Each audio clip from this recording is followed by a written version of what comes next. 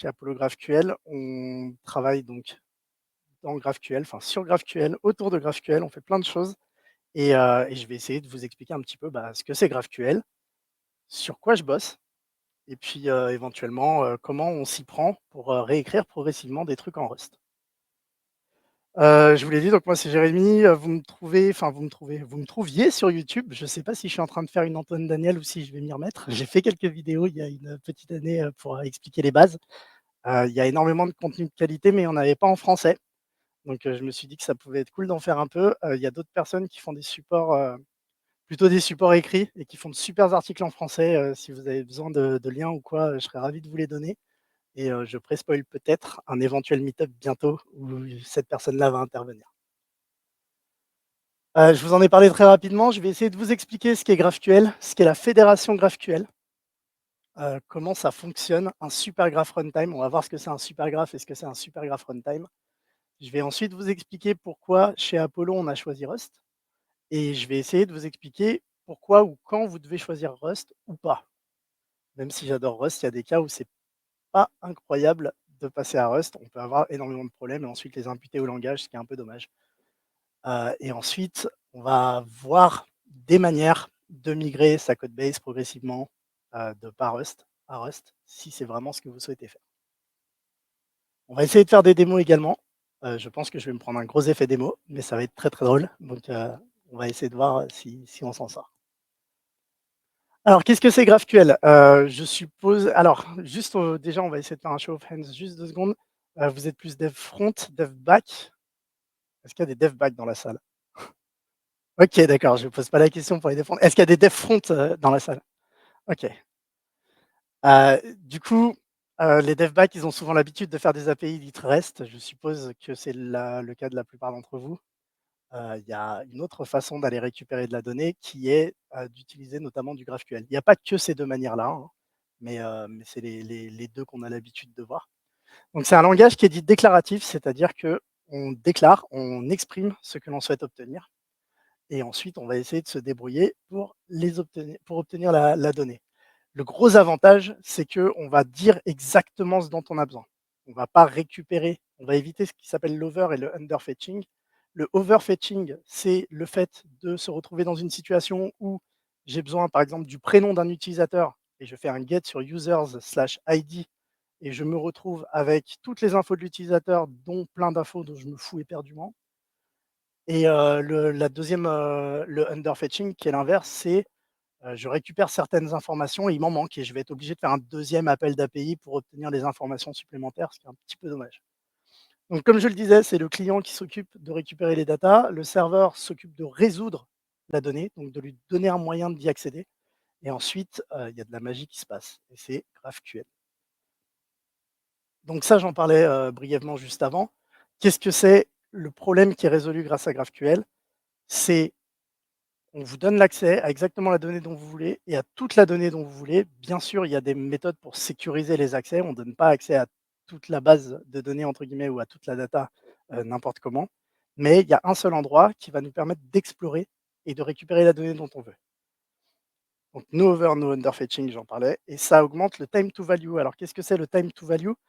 C'est, hem, il y a une version un petit peu vulgaire que j'aime beaucoup dire, c'est par exemple si j'ai besoin d'un champ en plus sur mon appli front. Hem, alors comment ça va se passer? Je vais aller voir les dev back et puis je vais leur dire: «Hey, ce serait cool de me donner le nombre de points fidélité dans le profil utilisateur». Un dev back, en bon dev back, je suis le premier à le faire, il va dire: «Faut faire un ticket». Bah, je vais faire un ticket. Puis ensuite, il va falloir, qu'il se retrouve dans le product backlog parce qu'on fait de l'agilité. Et puis du coup, on va pas forcément prioriser notre truc. Donc en fait, on va se prendre 1, 2, 3 sprints, donc 2, 4, 6 semaines dans la vue pour rajouter un champ qui va se retrouver à un endroit, on ne sait pas trop. Et ça va être juste pas du tout pratique, alors qu'avec du GraphQL, côté back, on décide de la donnée qu'on souhaite exposer. Côté front, les utilisateurs peuvent voir de quelle data à quelle data ils ont accès et décider d'y accéder ou pas. Ils peuvent créer de nouvelles apps, choisir véritablement ce dont ils ont besoin. Qu'est-ce que c'est la fédération? Alors la fédération, c'est peut-être un peu petit, j'aurais dû grossir un peu le la police. La fédération, en fait, c'est je ne devrais pas dire ça, mais c'est plus ou moins une manière d'orchestrer des microservices où chaque microservice est en GraphQL. Je ne sais pas si on va faire un show of hands juste 2 secondes. Est-ce qu'il y en a qui bossent sur des microservices, ceux qui ont l'habitude de travailler avec des microservices? OK, super. Donc du coup, qu'est-ce qui se passe quand on a des microservices? Hem, on passe plus ou moins de admettons, j'ai mes clients qui tapent mon API de produit, qui a la data de produit. D'ailleurs, petit laïus, un microservice, il a sa propre base, hein. On évite de faire plein de microservices avec une seule grosse base de données derrière et que tout le monde tape la base de données parce que ça ne sert pas à grand chose. Et ensuite, en fait, quand on commence à avoir plusieurs équipes qui exposent plusieurs API, on se retrouve dans une situation où on se dit: «OK, mais alors comment est-ce qu'on va gérer ça?» Hem, il y a plusieurs solutions. La solution un peu naïve, c'est de dire: «Bah, c'est le client qui s'occupe de faire les différents appels aux différents microservices». C'est pas très, très pratique, mais ça peut marcher. Il y a une autre façon de s'en occuper, c'est d'utiliser une API gateway, donc ça, vous l'avez sans doute en REST, où vous voyez un petit peu comment ça marche, de faire un seul appel vers plusieurs sous-graphes ou plusieurs microservices. Et ça, c'est l'objectif du routeur qui est littéralement la brique applicative sur laquelle je travaille chez Apollo. On a un système qui s'appelle la fédération, qui va permettre d'agréger plusieurs services GraphQL et de créer un super graphe qui est justement la somme de toutes les données exposées. Et on a un client qui va taper une API GraphQL. Pour lui, ça va être totalement transparent. Et derrière, la résolution, tous les mécanismes qui ont lieu après, c'est tout à fait abstrait du client. Donc on a la puissance de GraphQL et la puissance des microservices. Là, normalement, soit je vous ai perdu, soit vous vous dites: «OK, ouais, tu gentil avec ta presse de microservices, ça s'appelle le SOA, ça fait 25 ans que ça existe. À quoi ça ressemble concrètement en GraphQL?» On va essayer de regarder ça. Je dis bien essayer parce que je ne suis pas sûr que ça fonctionne, mais on va voir ça ensemble. Je vais vous donner un petit exemple relativement simple de ce à quoi ressemble un graphe et de ce à quoi ressemblent les microservices. Est-ce que vous souhaitez que je zoome un peu déjà? Non, c'est cool? Allez, on va zoomer un chouï. Est-ce que là, ça va mieux ou est-ce que je zoome encore? Allez, soyons fous. C'est bon? Je vais pas vous reproposer de zoomer parce que sinon, c'est moi qui vais être en galère. Je vais vous donner un exemple relativement simple. Donc là, vous allez vous dire: «Oh là là, c'est barbare, c'est vraiment chelou». Ça, c'est un schéma GraphQL. C'est un endroit qui expose, en fait, l'API. Vous avez si vous faites des microservices en REST, vous avez sans doute, entendu parler ou vous utilisez, j'espère, du Swagger ou un équivalent OpenAPI où vous déclarez les infos qui sont disponibles. Là, c'est plus ou moins la même chose. C'est-à-dire que là, je dis qu'il y a quelque chose qui est requêtable dans mon serveur GraphQL qui apparemment, c'est des hôtels et ça renvoie à un tableau d'hôtels. Alors là, il y a des hiéroglyphes un peu chelous. Ce point d'exclamation, ça veut dire qu'il est mandatory, il est non nullable. Ça veut dire que je m'engage à vous renvoyer un tableau, peut-être vide, et que dedans, je m'engage à vous renvoyer un hôtel. Je ne vous enverrai pas de nul. On va éviter les nuls pointeurs exception dès le début. Sur un Tocrust, ce sera un peu dommage. Heu et donc cette query qui s'appelle hotels va me renvoyer un tableau d'hôtels et alors mon type hôtel, il est là. Et il a un field qui est un ID et il a quelque chose qui s'appelle une adresse. OK? Alors concrètement, qu'est-ce que ça veut dire? Ça veut dire que si je vais hop là, est-ce que c'est ça que j'ai mis? C'est un run start que j'ai fait incroyable. Hop là. Donc là, j'ai un serveur GraphQL. Je vais pas zoomer tout de suite, je vais zoomer juste après. Je viens de le lancer. Hop, je me retrouve sur l'explorateur, de Apollo. Et il me propose, vous le voyez à gauche là, il me permet d'explorer ou de regarder un petit peu la data qui est disponible et je vois que j'ai bien ma query hotel, ça on verra après ce que c'est. J'ai bien ma query hotel qui est ici et puis dedans je peux lui trouver, je peux lui demander des adresses, je peux lui demander des ID. D'accord? Hop, je run ma query et à la fin, je me retrouve avec data, hotel et des adresses et des ID. Apparemment, il y en a plusieurs, c'est tout en dur, hein, c'est une démo, mais dans la vraie vie, vous avez, je sais pas moi, un accès en base ou ce genre de choses. Ce qui est important de comprendre, c'est que data hôtel, adresse, ça correspond à ce que vous avez demandé. Vous avez mis des hôtels et dedans, vous avez mis des adresses. Donc la donnée, elle revient, la nomenclature ou la forme de la donnée est exactement la forme que vous avez demandé. Il n'y aura pas de surprise.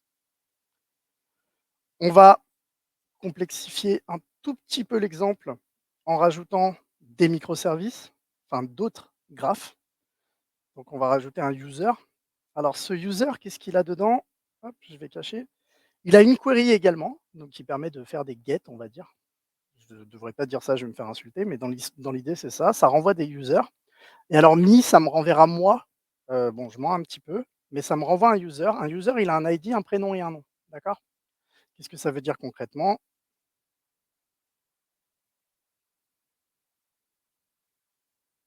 Donc, user subgraph ready. Incroyable. Je suis là. Ma query ne marche plus, parce que forcément, c'est pas des hôtels que j'ai ici. Mais bien sûr, je suis dans user. Je peux découvrir que dedans, il y a un ID, un first name et un last name. Et ça me renvoie la data me ID first name last name. Jusque-là, ça va?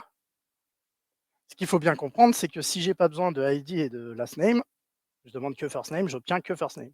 Donc on est d'accord sur l'overfetching dont je parlais tout à l'heure. On va rajouter un troisième service. Alors ce troisième service, il a un poil chelou. Il s'appelle review. Et il redéclare un type hôtel, c'est un peu chelou. Et puis il dit qu'en fait, ce type hôtel, on va pouvoir lui rajouter un field qui s'appelle reviews. Et reviews, c'est un tableau de review. Et dans une review, j'ai un ID, un rating et une description. D'accord? Qu'est-ce que je vais faire? Je vais npm run start mes reviews.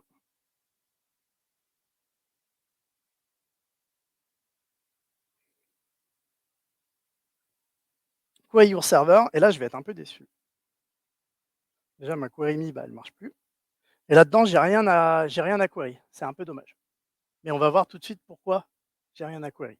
La raison pour laquelle j'ai rien à query, c'est que ce service-là, son métier, c'est d'étendre des données qui sont fournies par un autre service. Il est là pour ajouter des reviews à des hôtels. Il ne produit rien ou il n'a pas de route node, il n'y a pas d'endroit par lequel on peut y accéder. En revanche, ce qu'on peut faire, c'est grâce à un outil qui s'appelle Rover, qui est un outil fourni par Apollo, et là, ça va être le moment où j'ai trop zoomé. Je peux composer un super graphe à partir d'une configuration.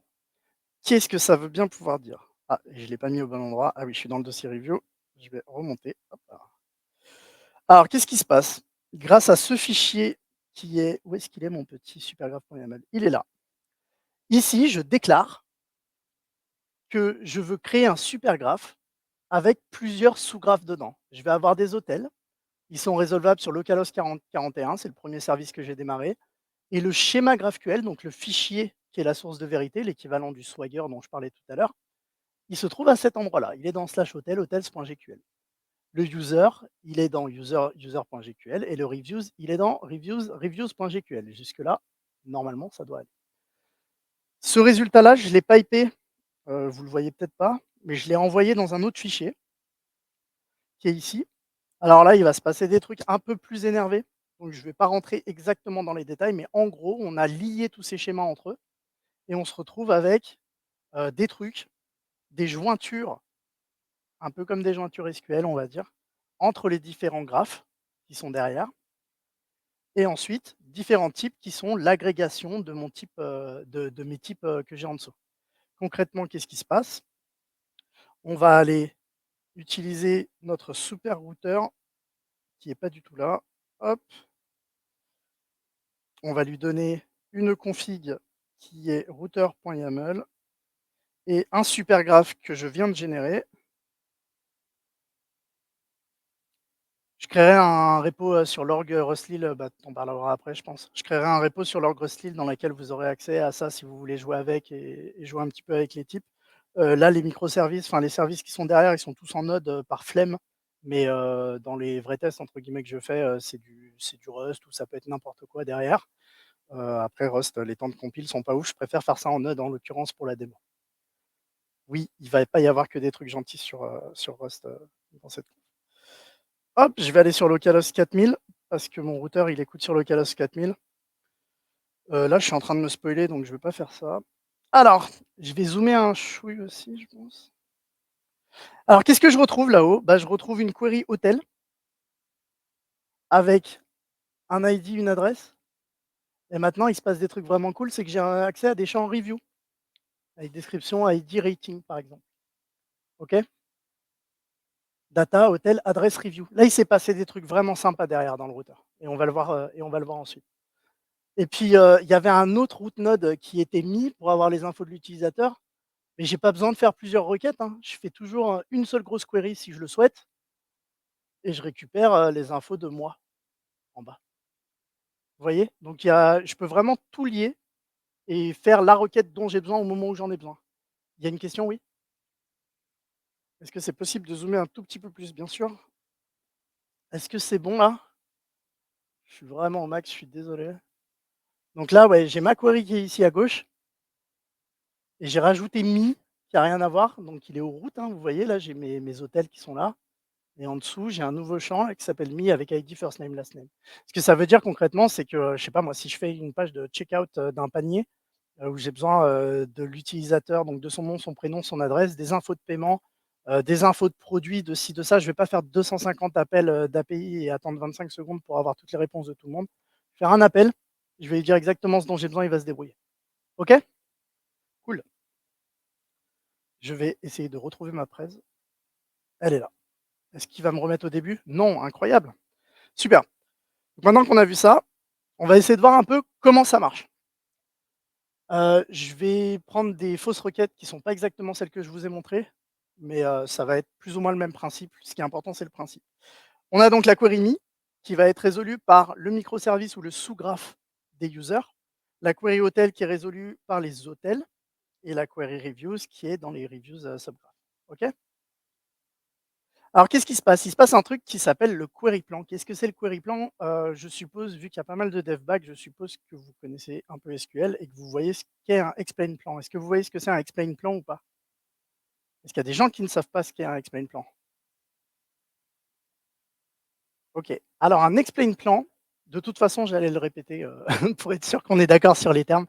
Un explain plan, c'est quelque chose que vous pouvez demander à votre serveur, SQL, donc vous envoyez un select, hop, et puis il va vous répondre donc avec la donnée dont vous avez besoin. Et vous pouvez lui demander de explain la requête que vous venez de faire. Et là, il va vous expliquer comment il s'y est pris pour résoudre et pour trouver la réponse. Ça peut être très intéressant lorsqu'on veut débugger ou lorsqu'on veut faire des tests de performance. Il y a deux trois personnes par ici qui travaillent avec une très grosse volumétrie de données sur des très, très grosses bases de données. Heu, Ça peut être très intéressant lorsque vous avez des requêtes qui sont lentes, de demander au moteur de vous expliquer comment il a fait pour récupérer la data et de vous dire: «Ouh là là, il a dû traverser toute cette table pour me donner cette information. Est-ce que je rajouterais pas un index? Ou est-ce que je modifierais pas ma requête pour qu'elle passe dans d'autres tuyaux qui vont plus vite?» Ce genre de choses. D'accord? Donc un explain plan, c'est la recette de cuisine ou la recette à appliquer pour passer de votre requête à notre réponse. Et ben là, on a un truc équivalent qui est un explain plan ou un query plan. Donc, c'est un plan qui va permettre au routeur, en l'occurrence, d'aller résoudre la donnée. Donc, on a plusieurs types de nœuds. On va avoir par exemple le nœud parallèle. Le nœud parallèle, ça veut dire ces deux appels d'API, je peux les faire en même temps parce que je n'ai pas besoin des données de la première API pour accéder à l'autre. Par exemple, là, les hôtels et les users, je veux juste le prénom et le nom de l'utilisateur en cours. Je n'ai pas besoin d'attendre que les hôtels m'aient répondu pour récupérer les infos de l'utilisateur. Donc, je vais essayer de le faire le plus vite possible. Donc, je vais faire des appels en parallèle. On a des appels qui sont en séquence. Je ne peux pas avoir les reviews si je n'ai pas les ID des hôtels. Parce qu'il faut que je lui demande, bah, donne-moi les reviews qui sont pertinentes pour les hôtels. Et on a un autre node qui est ici. Alors là, c'est vraiment pour être à peu près correct dans l'explication que je fais. C'est un flatten. Ça veut dire, en gros, tu prends les reviews puis tu les mets dans les hôtels. C'est plutôt pour jouer avec le JSON que je récupère pour les remettre au bon endroit et pour être sûr que je vous sers la réponse qui correspond à votre requête. Et du coup, alors là, c'est une version pas du tout zoomée, mais ça correspond à la requête que j'ai fait tout à l'heure. Vous voyez bien que la data qui arrive, elle correspond à la data que vous avez demandée. Il n'y a pas plus, il n'y a pas moins. Donc là, j'ai rezoomé un petit peu. Donc là, c'est vraiment me, first name, last name. Vous avez bien hôtel, ID, adresse, reviews, rating. OK? J'ai fait un peu nimp sur les ratings, mais c'est pas grave. Pourquoi est-ce qu'on a choisi Rust? Je suis un peu en train de prêcher des convaincus, je pense. On va la faire relativement vite cette section. Pas de nul, pas de trop, ça doit te parler toi. Pas de nul, pas de trop, donc pas de nul pointeur exception avec des grosses stack traces. On utilise d'autres types qui forcent les utilisateurs ou les personnes qui demandent ou qui invoquent une opération faillible de traiter le cas d'erreur. Il n'y a pas de: «Ouais, c'est bon, je push, ça marche» et ensuite: «Ah bah non, en fait, on n'a pas réglé le cas» ou «J'arrive pas à me connecter à la DB» ou ce genre de choses. Ownership, borrowing, use after free, double free, async, on va éviter de trop en parler, mais en gros, quand on quand le compilo Rust compile un programme, il refuse de fournir un binaire si on n'a pas «respecté» entre guillemets, toutes les allocations, toute la gestion de la mémoire et cetera. C'est tout dans le système de typage de Rust et à tout moment, si j'ai besoin d'une donnée, surtout dans un contexte asynchrone, je suis sûr d'y avoir accès. Il n'y a pas de, je déclare une variable, la variable est détruite, puis j'essaye d'y accéder ensuite. Ça n'arrive pas en Rust. Zero cost, abstraction, elegant code, fast runtime. Ça, on va le voir ensuite quand on sera dans la démo. On a des primitives, on a des choses qui nous permettent de faire des choses relativement élégantes, notamment de la programmation fonctionnelle. Et ça reste du zero cost. Qu'est-ce que ça veut dire zero cost? Ça veut dire qu'au moment où c'est compilé, le programme qui sort, il est aussi rapide que si vous l'aviez fait à la main, je ne vais pas dire en assembleur parce que je mentirais, mais il est aussi rapide que si vous l'aviez fait en utilisant des primitives très très bas niveau. State of the art type system, on va revenir dessus par la suite. Si ça compile, ça marche. Git commit, enfin git.git.commit.m donne, git push et on part en prod. Ça, c'est un schéma que j'aime bien remettre régulièrement. Pourquoi est-ce qu'on utilise Rust? En fait, c'est le coût des bugs. Vous connaissez ce schéma, non? Vous l'avez déjà vu? Il y en a qui doivent, connaître un petit peu Uncle Bob et ce genre de choses. Je vous la refais très, très courte. Ça, c'est le coût que ça prend d'aller s'apercevoir du bug et de le fixer, et ça, c'est l'étape où vous êtes dans le développement. Lorsque vous en êtes dans les requirements en mode: «Ah, on va faire ça et tout. Ah ouais, mais est-ce qu'on a pensé à ça? Ah non, on n'y a pas pensé. Hop, je rajoute un petit bullet point, dans ma super spec que je suis en train d'écrire». Bien sûr, on a tous des specs, hein, quand on travaille. Je rajoute un petit bullet point en disant: «Attention, il faut faire gaffe à ce truc-là». Paf, ça me coûte rien du tout. Ça m'a coûté une ligne de plus dans la spec. On n'a pas commencé à coder, c'est cool. Quand on code, ça prend un peu plus de temps. Il y a des méthodes, hein, où on écrit des tests, et cetera, et où on essaie d'éviter un maximum de problèmes. Mais ça coûte déjà un peu plus de temps. On va essayer de comprendre ce qui s'est passé, pourquoi et de corriger. Intégration et test, donc c'est le truc d'après dont je vous parlais. Là, ça va prendre un peu plus de temps. On a fini de coder sa super feature, on rajoute des tests et on s'aperçoit qu'il y a un truc qui va pas. Mince, va falloir que je retourne dedans et que j'essaie de comprendre ce que j'ai pu faire. System acceptance testing, ça, c'est quand vous avez une super QA et que vous pensez que c'est le rôle de la QA de passer derrière vous et de comprendre ce que vous avez fait et pourquoi ça marche pas. On va faire des allers-retours ici et puis on va se prendre des sprints dans la vue parce que nous, on a commencé le sprint suivant et ça va coûter plus cher. Il va falloir prendre plus de temps pour revenir, et tester et repasser en dev.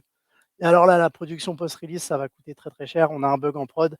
La spéciale, ma préférée, c'est quand c'est le client qui vous informe que votre code, il est pété. Ça coûte cher. Ça coûte cher en «fame» entre guillemets. Votre réputation, elle dégringole un petit peu et puis ça va coûter cher à tout repasser dans les cycles. Je suppose qu'il y a des gens qui doivent avoir des cernes et ou qui ont été réveillés le week-end, un petit dimanche matin en sortie de soirée, parce qu'un bug en prod, ça fait toujours plaisir. Et Rust, il se retrouve ici. C'est-à-dire que, entre le moment où on a codé et le moment où on compile, il y aura pas de binaire qui va sortir si on n'a pas, réfléchi à toute une série de problèmes, et c'est le compilo qui va nous expliquer, bah, ce qui va pas et dans quel cas on risque d'avoir des soucis. C'est bon pour, tout le monde? Cool. Quand est-ce que je dois utiliser Rust? Quand on a des enjeux de sécurité. Si on ne peut pas se permettre d'avoir une faille, je pense notamment à quand on parse du user input ou ce genre de choses, si on veut éviter, bah, je sais pas moi, des buffer overflow et cetera, ce genre de choses. Heu, c'est intéressant de passer en Rust. C'est intéressant d'avoir plus de problèmes quand on code et de se battre avec le compilo, mais ensuite d'avoir la garantie que, bah, si c'est bon, c'est bon. Dans les systèmes contraints, alors ça, c'est un truc vous l'avez peut-être déjà vu passer, non, ce graphe, je pense? Bon, c'est un poil bullshit parce qu'on est dans un cadre démo avec des tests. Ça représente pas vraiment votre applicatif, enfin l'applicatif de chacun, hein. Faut bien sûr profiler et faire des tests. Mais en gros, ça fait partie des systèmes les plus rapides. Ça fait partie des systèmes, ouais. On n'oublie pas de compiler en dash dash release quand on envoie en prod, hein. C'est comme quand on a le frein à main en voiture, on évite. Hem Et quand on est à grande échelle. J'ai mis le in constraint systems et le at scale, côte à côte parce que pour moi, c'est la même chose. J'ai dû intervenir sur des missions, dans le passé où on travaillait à réécrire certains systèmes en Rust parce que, c'était écrit même en Go. Ça m'est déjà arrivé de réécrire des choses qui sont écrites en Go, de les réécrire en Rust parce qu'on est sur des volumétries tellement énormes. Je travaillais pour un réseau social qui a fermé il y a pas très longtemps d'ailleurs, qui a été racheté par un groupe, pas très connu qui s'appelle Snap. Et alors quand on est dans des très, très grosses échelles, le moindre gain de performance va avoir un impact immense sur votre facture cloud. Donc à ce moment-là, ça vaut peut-être le coup de se pencher dessus et d'essayer d'aller récupérer un maximum de cycles CPU et ou de réécrire. et on le verra après, on réécrit pas tout, ça sert à rien. On réécrit ce qui bloque. Quand est-ce que je dois pas utiliser Rust? Alors ça, c'est la spéciale, pour la grande réécriture. Je sais pas combien de personnes ont déjà, participé à la super V2, de l'appli ou la V12, hein, d'ailleurs, où on prend la meilleure équipe, pour, faire le la nouvelle, feature, enfin la nouvelle version du soft qui va être exactement pareil, hein, d'un point de vue fonctionnel parce que c'est important de pas chatouiller trop les product owners, mais qui sera complètement refaite. Donc elle sera pareille mais mieux. Ça met 12 mois à sortir, puis 18, puis 24 et puis en fait, on s'aperçoit qu'en attendant, bah, il fallait maintenir et faire évoluer l'ancienne appli. Ça c'est très, très rare, que le grand rewrite, comme on l'appelle, fonctionne. Si vous avez des exemples de grands rewrites qui ont fonctionné, je suis preneur, ça m'intéresse. Moi, j'ai jamais vu, l'équipe qui a fourni le code actuel recommencer et pas refournir le même code ou pas retomber dans les mêmes problèmes. Si vous n'avez pas le temps de l'apprendre, il y a je crois que c'est par ici, il y a quelqu'un qui me parlait d'innovation tokens. Je ne sais pas si vous voyez ce que c'est? Est-ce que ça vous parle les innovation tokens? Et ben, vous pouvez aller voir une super, vidéo YouTube, sur le la chaîne Rustlil, qui parlait d'innovation token. En gros, quand vous commencez un nouveau projet, idéalement, vous pouvez vous faire plaisir sur un, 2 trucs en disant: «Ah, je voulais tester cette techno, ça peut apporter quelque chose, je vais la tenter». Mais si vous passez d'une API REST, en PHP ou en Symfo, avec un client, je sais pas moi, ouais, je vais pas troller non plus, avec un client tout à fait simple, et que vous vous dites: «OK, on va faire une super réécriture, le back, on va le faire en Rust, le front, on va le faire, avec la super nouvelle version de Vue, Next, Nuxt, machin, on va faire du GraphQL et puis du gRPC et cetera. On va mettre tout ce qu'on peut mettre dans un CV et ça va faire mon produit». On va galérer avec chacune des choses et en fait, le but du jeu, en fait, c'est de créer un produit qui fonctionne et qui est utilisé. Si on n'a pas le temps d'apprendre un nouveau langage et qu'en plus, on doit créer de la valeur ou itérer ou créer de la feature, on risque d'avoir un problème. Donc si vous avez un super projet et cetera, je sais pas moi, vous avez une équipe, il y a 6 personnes, ils sont tous super bons en Python, faites-le pas en Rust, faites-le en Python. Vous savez faire, ça va super bien se passer, ils savent tester, ils savent l'utiliser. Vous n'allez pas galérer avec le compilo, juste parce que c'est fun d'apprendre le Rust. C'est super cool d'apprendre le Rust, mais il y a un moment quand vous êtes en entreprise, le but du jeu, c'est de créer de la valeur. Bon, je vois que vous êtes encore là. On va voir comment on fait pour écrire des trucs en Rust. Alors ça, c'est la grande question. Est-ce qu'on fait du Rust ou est-ce qu'on fait pas du Rust quand on fait une grande réécriture? Et bah, la réponse, c'est on fait les 2. On fait les 2. Pourquoi? Parce qu'il y a plein de super librairies qui vont vous permettre d'utiliser Rust avec un autre langage et c'est là-dessus qu'on va essayer de dive un petit peu. En Python, par exemple, il y a PyO3 qui est une librairie qui permet le O3, c'est un petit clin d'œil, qui permet d'oxyder le Python, et donc de le faire rouiller, c'est-à-dire de s'interfacer entre Python et Rust. Donc d'appeler du Rust depuis Python et ou l'inverse, je ne sais plus exactement. Je crois qu'on peut faire les 2. Il y a Swift BindGen qui permet de générer des bindings. Est-ce que vous voyez ce que c'est des bindings? Oui, non? Allez, on va dire que non. Hem, il y a quelque chose qui s'appelle une ABI, qui est une espèce d'interface, entre les différents programmes et qui vont permettre aux programmes de communiquer. Malheureusement, cette ABI, elle est souvent en C, et en gros, en utilisant cette ABI, on va pouvoir faire communiquer des programmes qui sont écrits dans des langages différents, directement via ce truc-là. Ces bindgen, c'est des choses qui vont créer des bindings, donc des liaisons, de la glue entre un langage et un autre. Ici, entre Rust et Swift, par exemple. On a Deno qui expose également des bindings. Tout le monde connaît Deno, ça vous parle ou pas du tout? Dino, ouais, j'aurais dû mettre un petit, Dino, donc écrit par le gars qui a fait Node, en fait, hein, et qui permet justement d'exécuter du JavaScript, idéalement du TypeScript, de compiler et d'exécuter du JavaScript, et du TypeScript. C'est écrit en Rust, donc ça, c'est super cool et du coup, via Dino, vous allez pouvoir invoquer du JavaScript. Alors, c'est pas tout beau, tout rose tout le temps, mais on peut en discuter, après ce talk, si vous le souhaitez. Hem et donc Dino, oui, ça va vous permettre de discuter entre JS et Rust. Donc vous allez pouvoir identifier un truc en JS qui est un petit peu lent. Pro tips, le JS, ça va super vite pour faire de l'IO, donc pour faire de l'input-output, faire des calls HTTP, des appels de base, tout ce que vous voulez en async await. C'est génial, ça va super vite. Si vous le réécrivez en autre chose, c'est pas dit que ce soit vraiment performant. Par contre, si vous faites du CPU bound, c'est-à-dire des calculs avec le processeur, où vous avez besoin de paralléliser les calculs, là, ça vaut peut-être le coup de se pencher sur autre chose si vraiment vous sentez que ça bloque. Vous le réécrivez, vous sortez, et cetera. Et il y en a d'autres, je ne vais pas tous les mettre, mais en fonction des langages que vous avez, vous tapez, Rust plus, votre super langage et puis vous allez voir des choses apparaître. Et on va tenter la deuxième démo. La première s'est à peu près bien passée, donc j'ai plein d'espoir et plein d'entrain. On va voir ce qui se passe. Déjà, je mets des exits, j'ai aucun shell qui accepte de quitter, c'est super. Ça va très bien se passer. Hop là. Alors, on va aller voir ce hello main. Ici, il se passe des trucs super bizarres. Ce qui est important, c'est ça. Ce join là de bundle hello.js. En fait, je demande un runtime Rust, d'accord? On est dans du Rust. Je lui demande d'appeler des trucs qui sont dans un fichier TypeScript. Vous voulez que je zoome ou pas? Non, c'est cool? OK. Et là, je console log hello from Dino.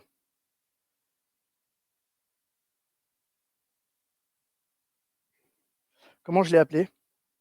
On va voir si c'est ça. J'ai plein de warnings parce qu'il y a un deuxième exemple que je vais vous montrer. Hello from Dino. Donc là, il s'est passé des trucs, il s'est passé beaucoup de trucs que tout le monde a l'habitude de JavaScript et de TypeScript. Il se passe des choses un petit peu infernales, parce que je suis en TypeScript. Donc on a toutes les joies du tsconfig, du package JSON et des superscripts pour aller transpiler de TypeScript vers JavaScript, et cetera. Une fois que j'ai tout ça, ça part dans bundled. Ça me crée un super fichier hello qui, au final, ressemble vachement à ce que j'avais tout à l'heure. Et ensuite, ce fichier-là, il est inclus dans mon main hello et il est run par mon JS worker. Mon JS worker, c'est une couche d'abstraction que j'ai créée pour que ce soit plus facile à utiliser. Vous n'êtes pas obligé de la créer et de l'utiliser. Donc là, voilà, vous avez votre hello from Dino qui arrive. Je vais vous montrer un deuxième et dernier exemple de ce à quoi ça peut ressembler. Là, j'ai un main qui est un peu plus énervé, vous voyez. La raison pour laquelle je fais ça, c'est que je vais pouvoir, utiliser quelque chose qui s'appelle, vous voyez un peu comment ça marche les workers ou les acteurs? Il y a des gens qui ont déjà travaillé avec des acteurs. Un acteur, c'est quoi? C'est un agent dans un programme. Il reçoit des messages et puis il envoie d'autres messages, c'est tout. Donc on modélise tout notre applicatif à base de petites personnes ou de petits bouts qui vivent et puis, on va tous se passer des messages pour faire des choses.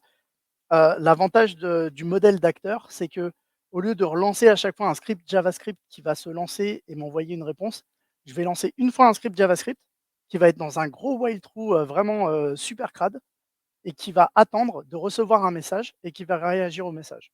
D'accord? Je vais vous montrer la version, TypeScript de ça parce que ce sera peut-être plus simple à comprendre. J'ai une fonction run qui est là, avec un gros while true des familles. Je mets des try catch partout parce que j'ai zéro confiance dans JavaScript, je suis désolé. Enfin, je suis désolé, pas vraiment, mais souvent en fait, enfin TypeScript, c'est bien parce que ça rajoute du typage par-dessus votre code. Par contre, à tout moment, ça peut trop en fait. Enfin, moi, je suis pas allé voir le code dessous, donc je veux tout catcher quoi. Je suis parano. Je vais zoomer encore un tout petit peu, voilà. Donc while true, gros try catch, j'attends de recevoir un message qui va être un ordre. On va me donner un ordre, on va me demander de faire des trucs. Je fais un gros switch des familles parce que j'ai pas match et que ça me rend super triste. Si je vais recevoir une commande qui va être soit exit, soit hello, soit sum, pour, donner un exemple, hein, bien sûr. Exit, ça va return. Il faut bien que je trouve un moyen de sortir de ce while true, et de pouvoir, nettoyer tranquillement le runtime d'Eno. Hello, on va prendre un payload dedans, on va essayer de voir ce qu'il y a dedans et puis a priori, il va dire bonjour, puis il va renvoyer la réponse, donc ça va être juste un message ici qui va être, bonjour. Et la somme, c'est juste pour montrer que, bah, on peut faire des choses un petit peu plus avancées ou un petit peu plus vénères avec ça. Le await sum ici, il va prendre 2 chiffres qui seront dans le payload et il va, nous donner la somme. On va aller voir le type somme. Somme, il prend A et B. Je suppose que vous avez une petite idée de ce à quoi va ressembler somme.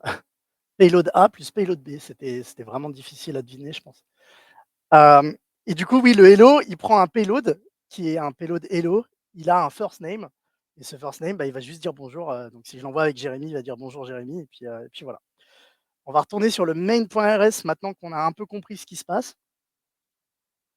Je fais un worker. Alors dans mon abstraction worker, je lui ai donné send des requests. Send, c'est fire and forget, c'est j'envoie un message et j'attends pas une réponse, je m'en fous. Je dis juste à des nodes, enfin je dis juste à JavaScript de récupérer le message et de faire ce qu'il doit. Et puis j'ai request, ça veut dire, j'envoie une question, puis je m'attends à une réponse, donc je vais attendre. Donc là, j'envoie un hello avec Jérémy. Ça, c'est des gros expect parce qu'on est dans une démo, ne faites pas ça chez vous. Cascade réalisée par des professionnels. Et donc là, je vais essayer de récupérer une réponse qui sera sans doute «Bonjour Jérémy». Je vais attendre un petit peu et puis ensuite, je vais lui demander la somme de 42 et 42 parce que j'ai aucune imagination et que je mets 42 partout. OK?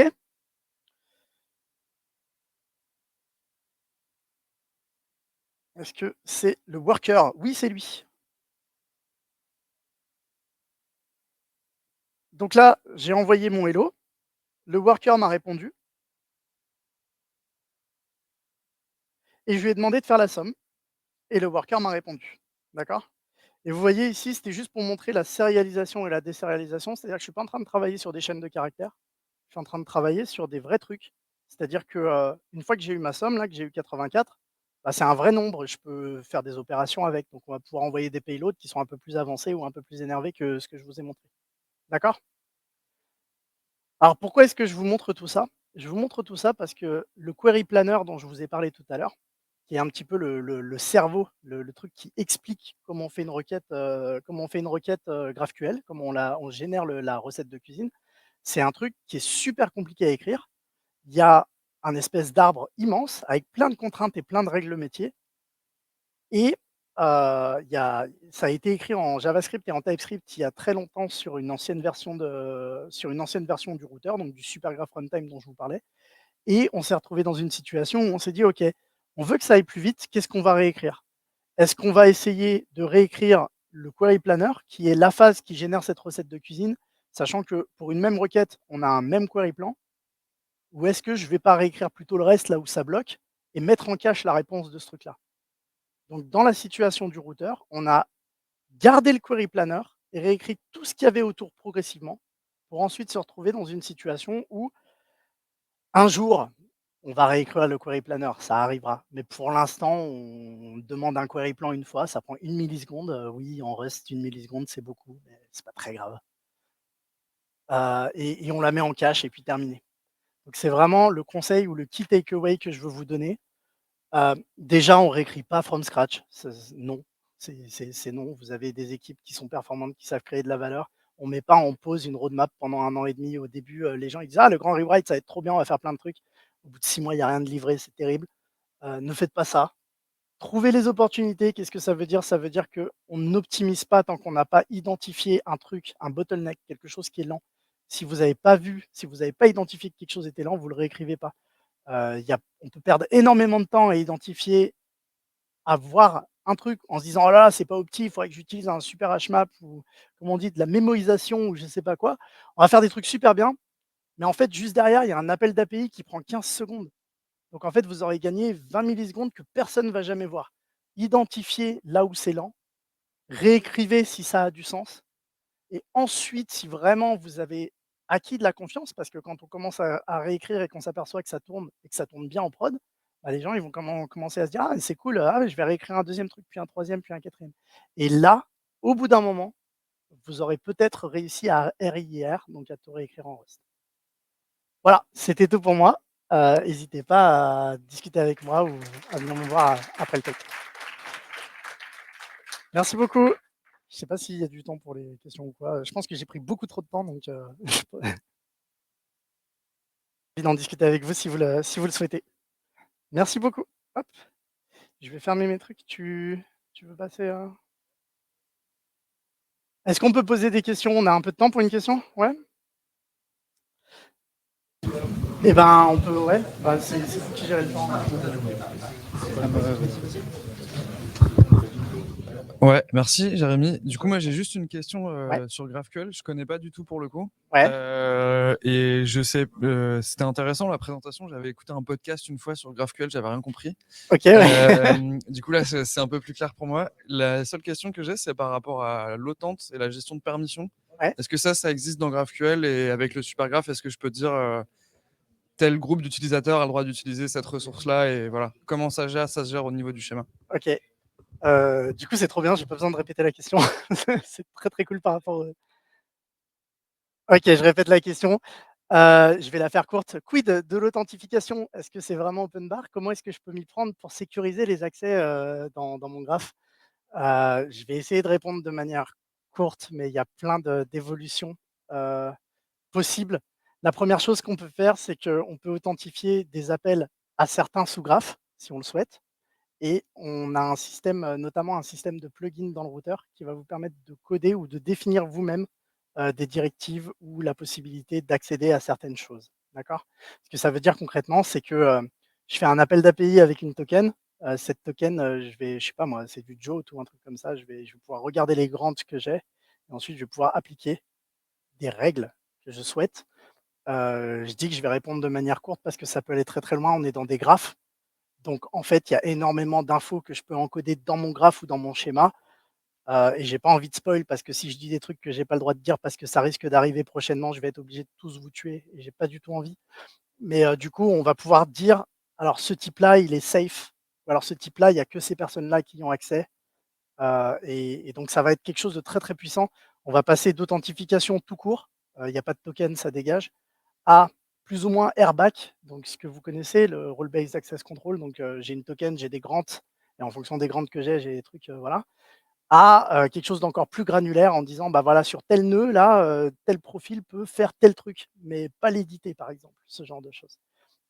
Et si vous voulez rentrer dans les détails, je pourrais te montrer après des trucs. La version très, très simple, c'est, je reçois une token, cette token, je la propage à mes sous-graphes et les sous-graphes qui sont écrits, par exemple en Node ou dans le langage que vous aimez bien, ils reçoivent la token, ils regardent: «Est-ce que j'ai le droit de lui donner la réponse? Non, j'ai pas le droit, je lui renvoie rien». Et là, on avait vu que j'avais mis des points d'exclamation sur les hôtels notamment. J'enlève le point d'exclamation, le type devient nullable, donc je peux te renvoyer nul et je peux te renvoyer des erreurs en bas. Dans le champ GraphQL, on a vu que le data, mais il y a un champ errors où on peut mettre un tableau d'erreurs en disant: «Bah, voilà, là je t'ai mis nul parce que tu as pas le droit d'y accéder» et cetera et cetera. Donc on va pouvoir faire des choses, là-dessus.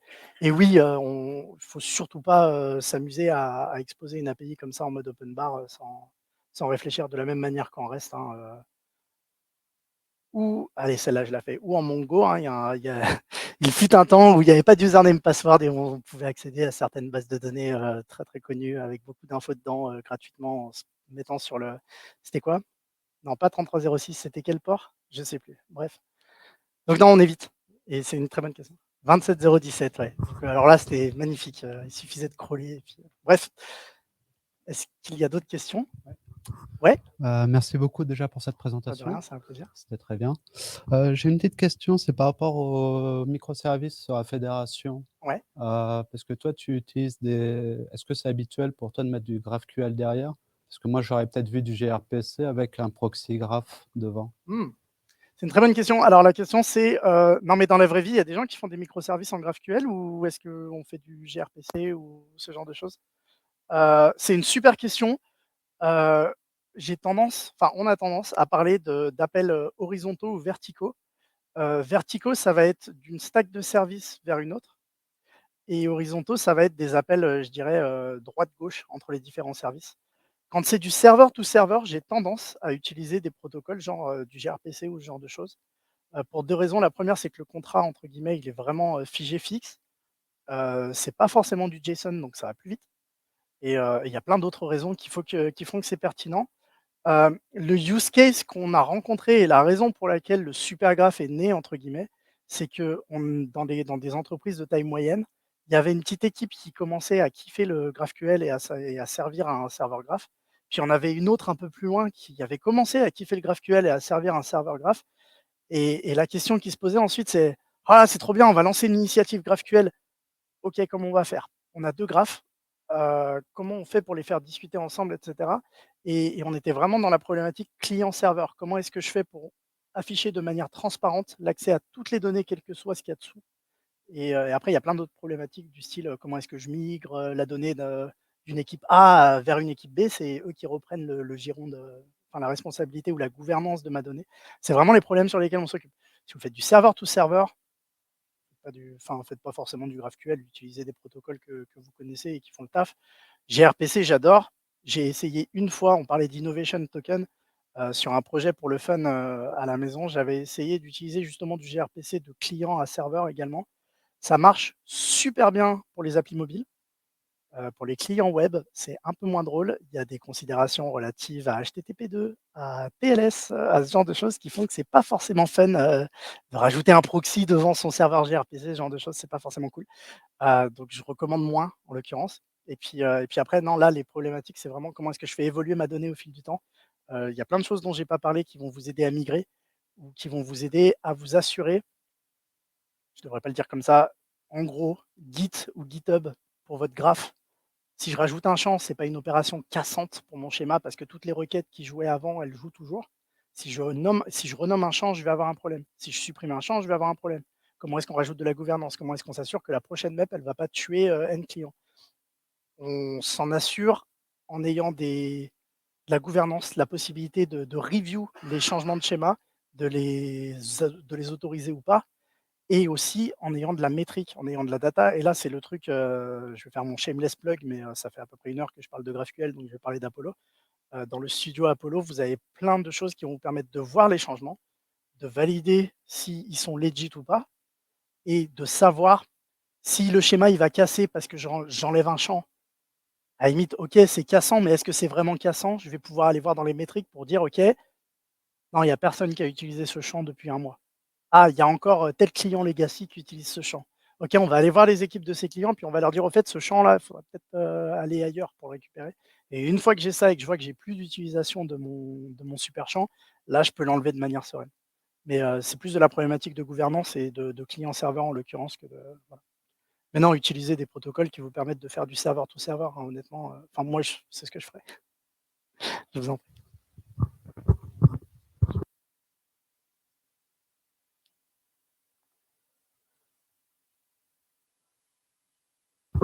Moi, j'avais une petite question par rapport à la migration. Du coup, dans ta démo, tu nous as montré de faire du Deno depuis du Rust. Ouais. Est-ce qu'il y a un avantage à faire du coup du TypeScript dans du Rust ou par rapport à avoir un module Rust compilé en WebAssembly et du coup appelé via le TypeScript?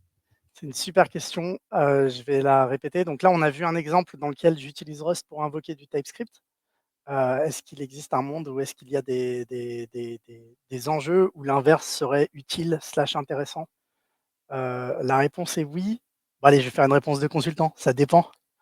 Heu, ça dépend de plein de choses. Il faut savoir que la barrière, le passage d'un langage à l'autre, ça implique, on va dire, c'est pas vrai, mais il faut sérialiser, désérialiser, enfin, il y a un coût à passer d'un langage à l'autre. Donc si vous passez votre temps à invoquer plein de fois une petite fonction qui fait pas grand chose, ça vaut pas forcément le coup. Par contre, si vous avez un gros chunk qui est fortement parallélisable, je pense, allez, image resize, processing vidéo, ce genre de choses, ça vaut peut-être le coup d'aller le faire dans un langage qui vous permet d'accéder à l'intégralité de la capacité de la machine et ensuite de renvoyer la réponse, côté JS, côté TS et ce genre de choses. Et ça peut être cool. Le WebAssembly, j'adore perso. J'avais testé, il y a quelques années, j'avais des problèmes relatifs, pas forcément avec Wasm, mais avec Wazy. Wasm, c'est un peu le moteur, on va dire, et Wazy, c'est les interfaces. Qu'est-ce que je peux faire? Est-ce que je peux écrire dans un fichier? Est-ce que je peux faire des trucs? Et Wazy, justement, me permettait pas de faire énormément de choses, donc j'étais un petit peu coincé dans mon bac à sable. Ça évolue très, très vite. C'est des discussions qu'on est en train d'avoir, notamment autour de notre query planner et du compilo de requêtes, parce qu'on en a un, enfin, on a un compilateur ou un parseur de requêtes GraphQL qui est ultra rapide écrit en Rust. Est-ce qu'on ferait pas des petits bindings JavaScript pour utiliser une seule implémentation de ce truc-là, réutilisé partout?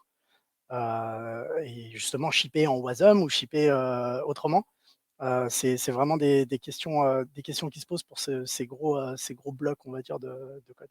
Donc oui, oui, il faut essayer, ça se fait et c'est super fun à faire en plus.